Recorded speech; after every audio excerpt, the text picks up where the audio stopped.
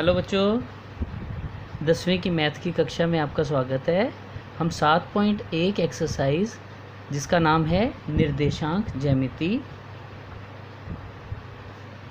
इसको बेटे समझने का प्रयास करते हैं कि निर्देशांक क्या होते हैं। तो सबसे पहले देखो, जैसे ग्राफ पेपर होते हैं ना,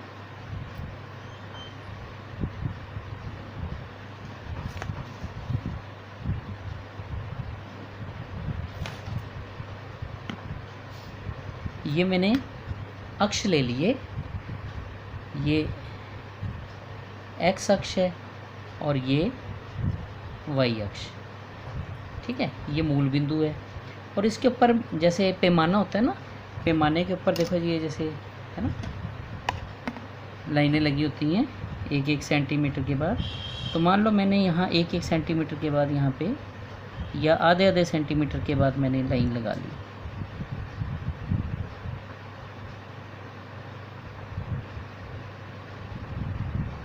ठीक है। इधर इसी तरह से इधर भी आधे सेंटीमीटर के बाद मैंने निशान लगा लिए। तो ये मैंने पैमाना बना दिया दोनों साइड, ठीक है। उसी तरह से हम इधर भी बना सकते हैं, वाई अक्ष पर तो आधे सेंटीमीटर की ना छोड़कर हम लाइन निशान लगा देते हैं,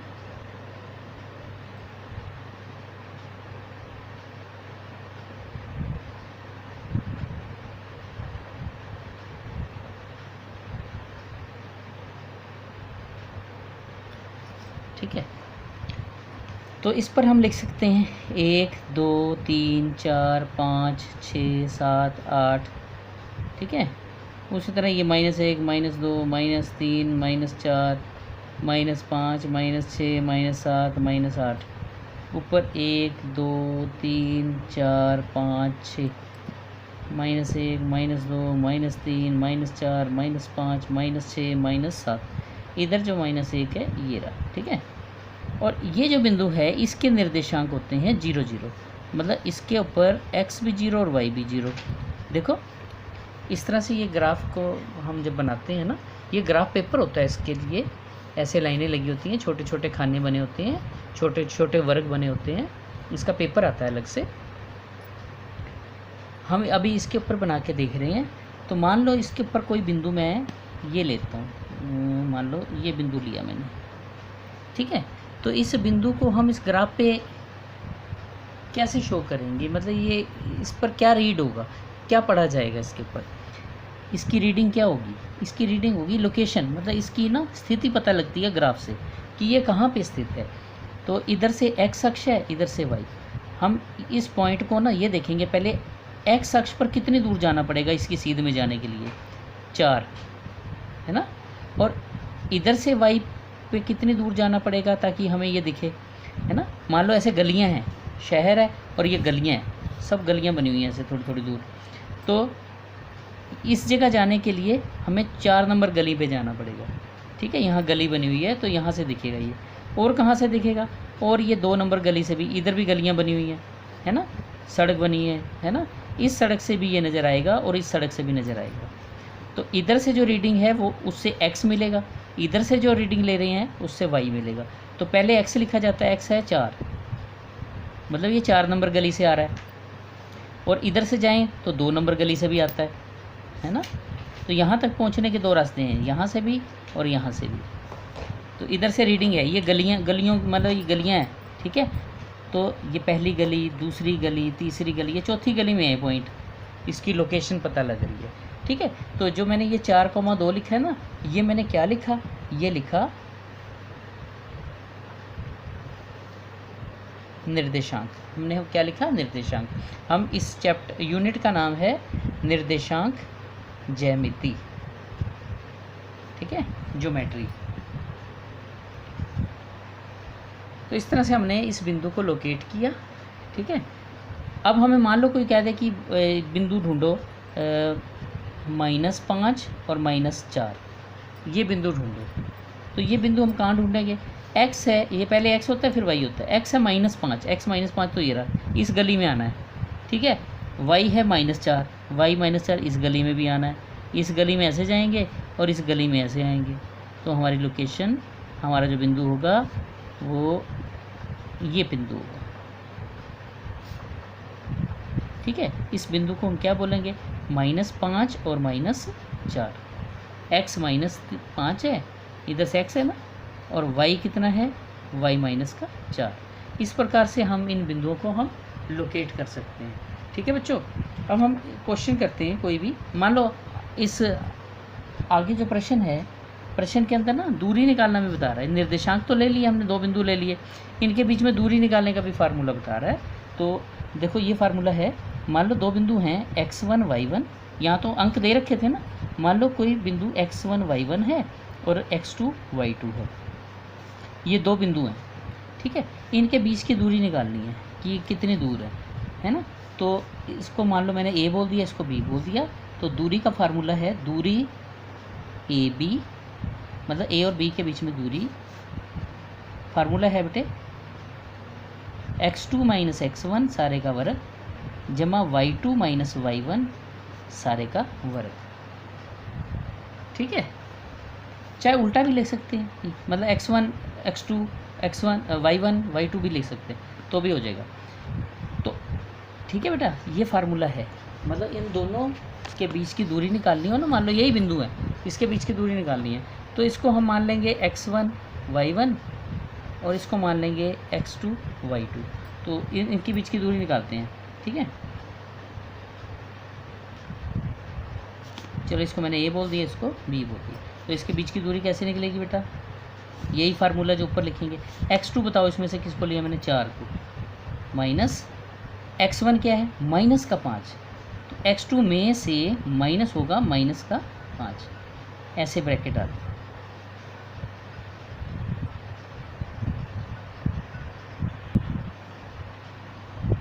देख लो बेटा, यहाँ पे ये वर्गमूल मैंने आगे कंप्लीट किया इसको, +2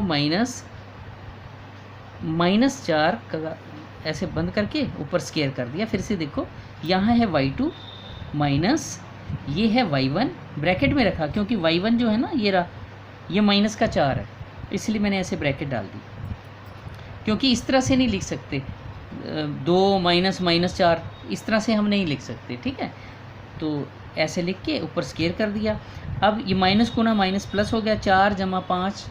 ठीक है, ऊपर स्केयर, 2 + 4 फिर स्केयर, ये हो गया 9 का वर्ग 6 का वर्ग, 9 का वर्ग, ये वर्ग बोलते हैं इसको, 9 का वर्ग 6 का वर्ग, नेम 81। देखो 9 × 9 6 × 6 81 हो गया, और 36 हो गया, दोनों को प्लस किया 117 और वर्गमूल 117, ये पूर्ण वर्गमूल नहीं बनता इसका।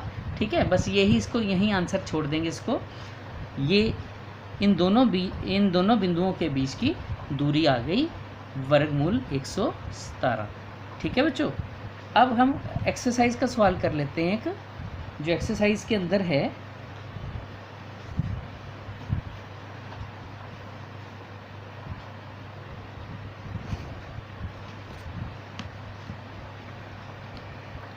क्वेश्चन नंबर 1, इसका पहला सवाल, ये देखो 2 3 4 1, इनके बीच की दूरी निकालनी है। तो इसको मान लो मैंने a बोल दिया, इसको b बोल दिया, मान लिया ना, तो दूरी AB, ये देखो वर्गमूल का निशान। फार्मूला लिखेंगे, जो फार्मूला ऊपर लिखा था ये वाला। ठीक है, फार्मूला लिखेंगे x2 - x1। जब बहुत प्रैक्टिस हो जाती है तो सीधा भी कर सकते हैं, पर फार्मूला लिखना चाहिए। फार्मूला लिखने के भी बेटे कई बार टीचर नंबर दे देता है आपका, यदि सवाल आगे जाके गलत हो गया तो फार्मूला जहाँ तक है आपने ठीक लिखा है वहाँ तक आपको नंबर मिलते हैं। तो बेटे इसको x1 y1 मान लो, इसको x2 y2 मान लो। ठीक है, तो x2 क्या है, 4 - 2। ठीक है, ये x1 2 है, जमा x2 y2 है 1 माइनस y1 है 3।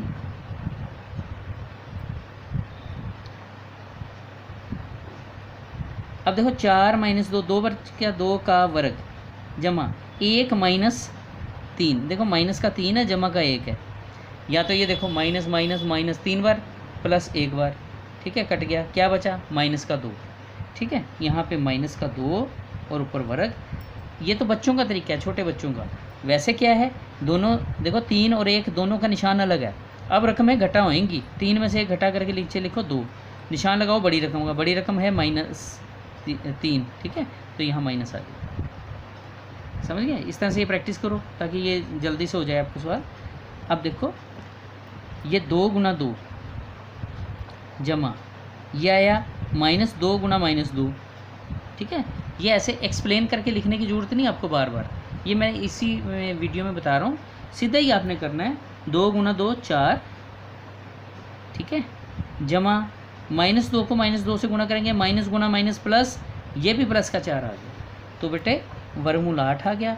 वर्गमूल 8 को तोड़ के लिखो तो ये 4 गुना 2 आता है।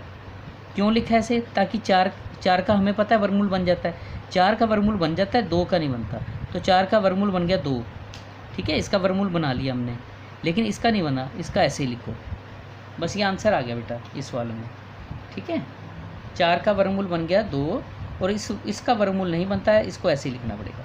तो ये दूरी निकाल ली हमने इन दोनों बिंदुओं के बीच में, ठीक है बच्चों।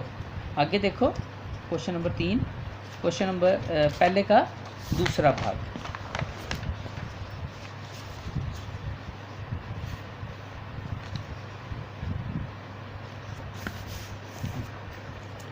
पहले क्वेश्चन का दूसरा भाग है -5 7 -1 3। अब इन दोनों बिंदुओं के बीच की दूरी निकालनी है, तो इसको मैंने ए बोल दिया, इसको बी बोल दिया, ठीक है। दूरी ए बी, देखो मैंने इसको x1 y1, इसको x2 y2 बोल दिया। ये हमारी मर्जी है कि x2 में से ये घटाना है कि इसमें से घटाना है, जोन सा मर्जी का आप कर सकते हो। x1 माइनस x2 भी कर सकते हैं, x2 माइनस या x1 माइनस x2 या x2 माइनस x1 कर सकते हैं, ठीक है। अब देखो इसमें से मैं ही घटा रहा हूँ माइनस, चलो इसमें से घटा देता हूँ, -1, फार्मूला एक बार फिर से लिख देता हूँ, चलो x2 माइनस x1 सारे का वर्ग जमा y2 माइनस y1 सारे का वर्ग, ठीक है। x2 है माइनस का 1 माइनस ये वाला माइनस, और x1 का मान है माइनस का 5 जमा y2 कितना है, y2 है 3 माइनस y1 कितना है 7, ठीक है। जिसमें तो दोनों ही निशान प्लस के हैं तो कोई दिक्कत ही नहीं है, फिर तो ऐसे ही लिखना है आपने। -1 ये प्लस हो जाएगा बेटे 5, और इन दोनों से माइनस का 4 बनता है, अभी बताता हूँ कैसे बना। और ये भी 4 आ गया बेटे, और ये माइनस का 4 आ गया। देखो यहाँ पे माइनस गुना माइनस प्लस, माइनस का 1 जमा का 5, यदि देखो जमा 5 बार 1 2 3 4 5, माइनस 1 बार है, काट दें तो क्या बचा, जमा का 4, ठीक है ना। जमा आगे नहीं लगाते, ठीक है ना, जरूरत नहीं होती। और ये 3 और -7 से 1 2 3 4 5 6 7, -7 हो गए, और प्लस कितने हो गए 3, तो ये कट गए, क्या बचे माइनस के 4, ठीक है ना। आई बात समझ में? या वैसे देखो ये जमा का 5 है, माइनस का 1 है, घटा करो 4 आया, निशान प्लस का लगाओ, और माइनस का 7 है, जमा का 3 है, इसमें घटाओ 4, निशान किसका लगाओगे, इसका, इसमें निशान किसका लगाया, प्लस का, इसका निशान लगेगा माइनस का 4, ठीक है, माइनस का। तो 4 का वर्ग और -4 का वर्ग, तो ये 4 2 बारी गुना हुआ, ये भी बेटे 2 बारी गुना होगा -4, ठीक है। तो हमारे पास आ गया ये 16, और ये भी जमा का 16 आ जाएगा, तो वर्गमूल 32 आ गया। तो 32 को हम लिखेंगे 16 गुना 2। क्यों लिखा ऐसे 16 गुना 2 क्यों लिखा? क्योंकि 16 का वर्गमूल बन जाता है, इसलिए हम इसको मिश्रित वर्गमूल बना रहे हैं कि कुछ पार्ट जो है इसका उसका वर्गमूल निकल जाए, इसका वर्गमूल निकल गया, इसका नहीं निकलता। ये आंसर आ गया बेटे, ठीक है। इस सवाल में ये आंसर आ गया। अब इसके साथ ही तीसरा भाग भी देख लो, वो हमारा ये क्वेश्चन कंप्लीट हो जाएगा। ए बी और -a -b, तो इनके बीच की दूरी निकालनी है, इसको a इसको b मान लो, तो दूरी फार्मूला लगाएंगे, ठीक है। अब मैं सीधा करके दिखाता हूँ, बिना फार्मूला मतलब फार्मूले को बार बार लिखने से सीधा भी कर सकते हैं। देखो इसमें से ही घटा रहा हूँ, a माइनस a का वर्ग जमा इसमें से ये घटाओ b माइनस माइनस b। ठीक है, तो अब देखो ये प्लस हो जाएगा a प्लस a सारे का वर्ग जमा b प्लस b, ये भी जमा हो जाएगा। तो ये कितने हो गए बेटा, ये 2a का वर्ग हो गया और 2b का वर्ग हो गया। तो हमारे पास ये आया 4, 2a को 2a से गुणा किया है ना, ये देखो मैं यहाँ लिख देता हूँ, 2a को 2a से गुणा किया, 2b को 2b से गुणा किया, तो हमारे पास क्या आया 4a की 2, 2 दूनी 4, a गुणा a की 2 और जमा 4b की 2। उसी तरह से ये, ठीक है। इन दोनों में से कॉमन क्या आता है, इन दोनों में से ब्रैकेट वर्गमूल के अंदर रहते हुए 4 कॉमन ले लो। ठीक है, 4 का वर्गमूल बन जाता है, बाहर आ जाएगा 4 का वर्गमूल 2। ठीक है, लेकिन इसका नहीं बनता, इसको ऐसे ही लिखना पड़ेगा वर्गमूल के अंदर a की 2 जमा b की 2। बस ये आंसर आ गया इसका, 2b के ऊपर है, ठीक है, ब्रैकेट बाहर है। तो इस तरह से हमने ये क्वेश्चन किए बेटे, तो कर लेना, ठीक है।